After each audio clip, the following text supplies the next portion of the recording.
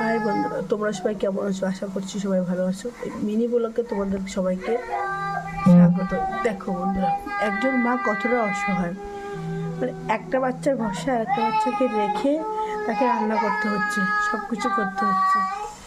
হ্যাঁ, মানে মাঝে মাঝে নিজেকে এতটাই খারাপ লাগে, যদি রান্নাঘরে না যায় আর একটা বাচ্চার খাওয়ার টাইম হয়ে যাচ্ছে, এতটাই অসহায় লাগে মাঝে মাঝে নিজেকে, সেটা বলা যায় না। ভীষণ কষ্ট হয় নিজের জন্য, বাচ্চাদের জন্য। যে মায়ের পরপর ছোটো ছোটো বেবি,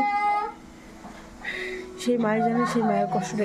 মায়ের এই কষ্টটা কিন্তু কেউ ভাগ্য করে না, সবাই কারণ নেওয়ার টাইম নেই, কিন্তু সবার টাইম আছে। কখন যেন যখন মা ফ্রি থেকে একটু বাচ্চাদের কাছে নিয়ে সেই সময় সবার টাইম হয়, কিন্তু যখন কাজ থাকে তখন কিন্তু কারো টাইম হয় না।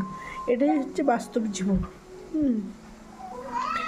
কত অসহায় দেখো, এখন ঘুম পাচ্ছে, কোলে উঠবে, এরকম খিদে পেয়েছে, তারপরে আবার পটি পেয়েছে, পটি করতে বসছে। মানে একজন মায়ের মতন অসহায় এরকম কোনো মানুষ হয় না। একজন মা পৃথিবীতে সব থেকে বেশি অসহায়। দেখো কাঁদছে কেমন করে, দেখো পুষ্কু পটি করেছে, পটি করেছে। পুষ্কুকে এবার চেঞ্জ করে দিলাম, পুষ্কুকে চেঞ্জ করে দিলাম, একজনকে এখন খাইয়ে দেবো। কাজের আর ছুটি নেই।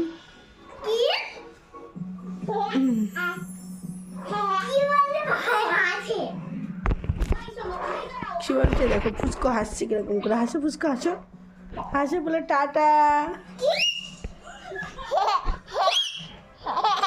এই যে একজন চিলের মতন চিল্লাচ্ছে আর একজন ফুস ফুস করে হাসছে।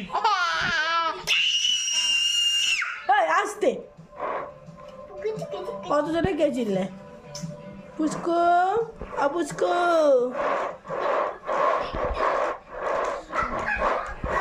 নেই কোনো দাম, গতি নেই, দিশা নেই, জীবন চলে জীবনের মতো।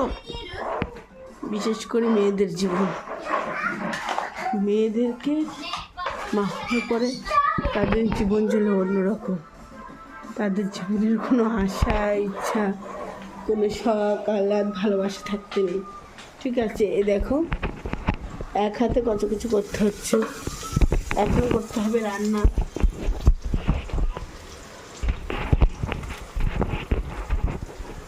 রান্না করলে তবে এটা খাওয়াটা হবে, তারপরে একদিন খাবার খাবে। কত কাজ আমাদের মিনিগুলোকে সবজির এখন খাওয়াতে ঘুমাতে হবে, প্রচুর কাজের চাপ। টাটা।